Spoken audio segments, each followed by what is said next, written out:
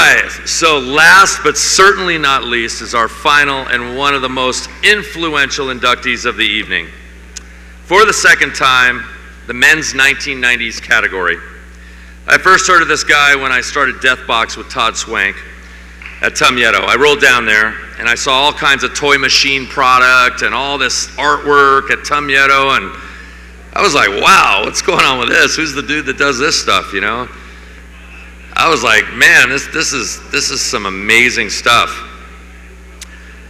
And Swank told me, well, this guy Ed Templeton, he's unreal. He does all this art. He's got this brand. It's crazy. We're killing it with Toy Machine. Ed Templeton has appeared in over 24 skate videos. And even though he was never a huge contest skater, I think it's really important to point out that he placed first in the 1990 Munster World Cup street skateboarding competition. It's huge. And then he took first place in the 1995 Slam City Street Jam. No joke. In addition to owning and operating Toy Machine, which he founded in 1994, Mr. Templeton has been a recognized and collected contemporary fine artist for many years. He has shows and exhibits all over the world. I can go on, but to give him some heartfelt props, please help me welcome to the stage an equally respected skateboarder in his own right, Mr. Geoff Rowley. That's how it's done, buddy. Good job. It's Geoff Rowley for the record.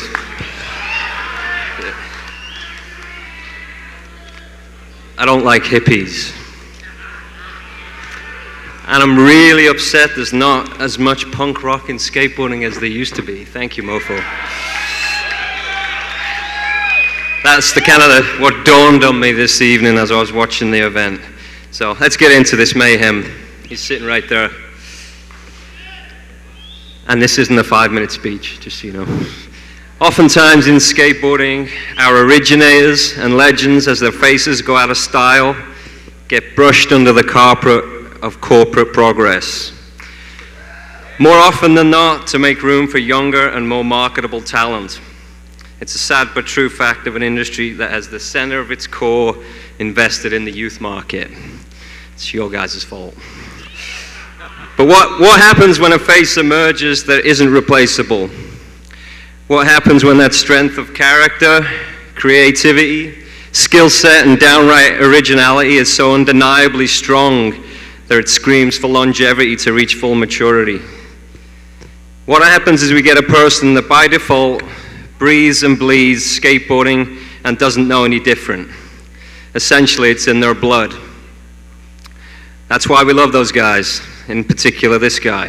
And I do love you, Ed. Patiently waiting on pins and needles for the next video part to drop so that once again we can feed and nurture our own motivation and progression. Pretty selfish.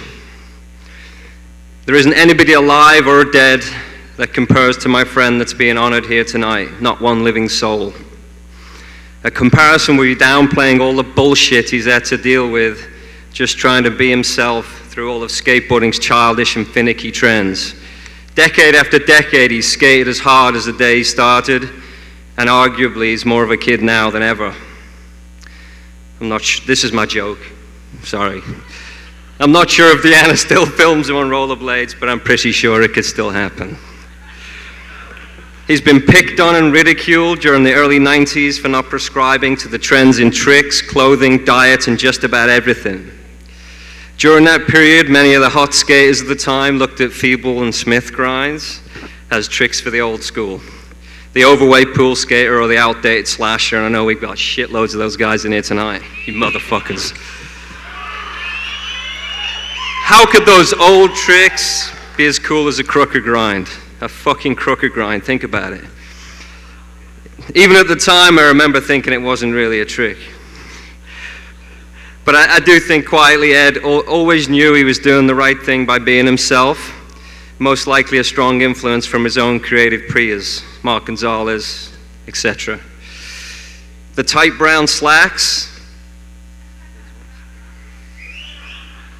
that wasn't much comedy, was it? Anyway, I'm almost done. I've lost where I'm at right now. Too many bangs to the head. The tight brown slacks, the tall red trucker hat, a well-skated board, and extremely loose trucks. It's always been about the love of riding a skateboard, first and foremost. The ebb and flow of trends and the closed-minded negative few can kiss his ass. Or if they mess with Ed anymore, they can kiss mine too. Ed always liked controversy. In fact, I think you love controversy, don't you? It's a catalyst for pushing the acceptable boundaries of decency, also known as the edge. A place all the best skateboarders reside, and a load of other crazies too. At this point, the speed of skateboarding slowed down, but not for this person. He went faster and harder during the late 90s to early thousands than ever before. He was annihilating the streets daily, and I saw it firsthand during the filming of Toy Machine's Welcome to Hell, along with the onslaught of video parts that came shortly thereafter, and there was quite a few. Blue balls, broken neck, horrific shin bruises that looked like intentionally thorough beatings. Ed stronger and rawer than he's ever been credited. I will attest to that. I've always loved skating with Ed because he hated rules on the board, and never, not once, did he succumb to the norm or any form of weak censorship. Thank you, Ed, for that careless abandonment of the creative self on board is the basis for real street skateboarding. It's also the foundations of originality, and we often forget and take for granted the contributions in tricks, style, and character this person has given to us over the years. But it isn't just the tricks we love or the way in which they're done, it's the whole package. Not that part. You know what part I'm talking about, the rest of it. It's that white trash skate kid from Huntington Beach that we all relate to. He's had my back since I met him in 1994. I'm not going to cry. And I will forever have his. In fact, when he passes, which will happen, sorry, Deanna, I hope to make good on the lifelong pact we have of displaying the other person's skull on their mantelpiece at death. If only for a moment. Make that happen? The mold has been broken, the blood-sucking passage of time shall continue, but before that happens, ladies and gentlemen, and the dog, I'm honored to induct my good friend Ed Templeton into the 2016 Skateboarding Hall of Fame. Thank you.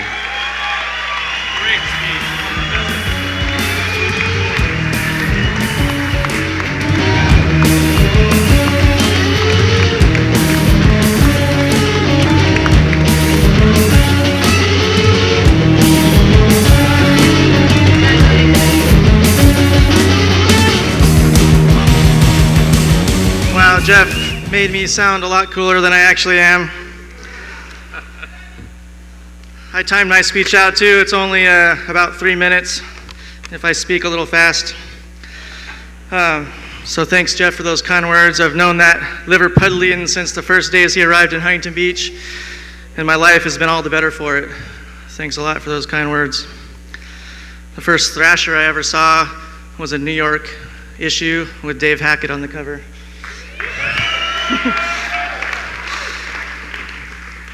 Thanks to IASK and the Skateboarding Hall of Fame for this honor, and to the people who voted, it's exceedingly gracious of you. And to Justin Regan at Vans for hooking up the table. From retardo foot to Hall of Fame, who would have thought? I can't do it. I gotta thank Deanna for all your support over the years. Now that's gonna make me cry. All right. I was recently given the Transworld's Magazine Legend Award, and in my speech I thank literally every single person who has been part of my journey along the way. It took about 20 minutes to get through, so I will spare you hearing that list again. The people know who they are, and my gratitude to them is limitless. I just want to thank those people again for taking a chance on me through business, through sponsorship, and in friendship. I see skateboarding as a continuum. Just as life evolved from microorganisms crawling from the salty brine, branching out, adapting, and changing to the environment, so did skateboarding. Skateboarding mutated from surfing and evolved and unfolded into what it is today. And we're still only at the beginning, because the very people who mutated it from the waves to the sidewalks are still alive and sitting at these tables in front of me. Seriously, we're young. I started skateboarding at a time when I was able to witness and even take part in the birth of street skating. When I pushed as fast as I could and lip slid a bench, I was trying to copy Chris Miller skating a pool. There were no other examples. The kids standing around doing flat ground hand plants in the mid-'80s were imagining they were Jeff Grosso stalling an epic sad plant on a vert ramp, and the kids flying off jump ramps, which they were Christian as always, stylishly soaring through the sky, maxing out a method, just like they saw in the skate mags. Of course, with visionaries like Gons, Nadas, Mike V, and Tommy G, street skating evolved quickly into its own thing. Through great fortune, both physically and psychologically, I was able to stretch my pro career for 22 years through a few different eras before a severely broken leg at age 40 retired me. In this whole scheme of things, I'm just a tiny blip on the skateboarding's timeline. So to be plucked from the multitude of worthy contributors for recognition is the biggest honor of my life. I was asked a question in an interview recently about the inspiration and influence I may have spawned through my artwork, skateboarding, and toy machine blood-sucking skateboard company. My answer is that it makes me feel happy that I could act as a conduit, a torch passer in the skateboarding continuum. I feel like it completes the inspiration pipeline from the people like Gons, Tobin Yellen, Don Brown, Thomas Campbell, GSD, Blender, Miller, and many others who inspired me, and passes it down to these young people who in turn take and tweak those influences into their own creations and pass them down to the next generation watching them. It's not about me, it's about what we created together as a team.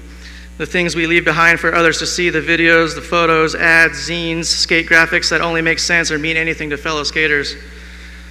Skateboarding is this beautiful microcosmic world we have created for ourselves. Skateboarding became my parents, abusive at times, but essentially supportive. Sometimes you get grounded and other times you get taken to Disneyland. Being inducted into the Skateboarding Hall of Fame is Disneyland on crack. I've been a faithful believer in skateboarding's power to transform a person's life.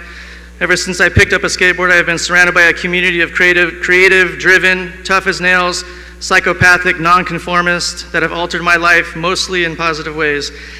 This community is my family, and I thank you all for this incredible trip. Thanks a lot. Great job, dude.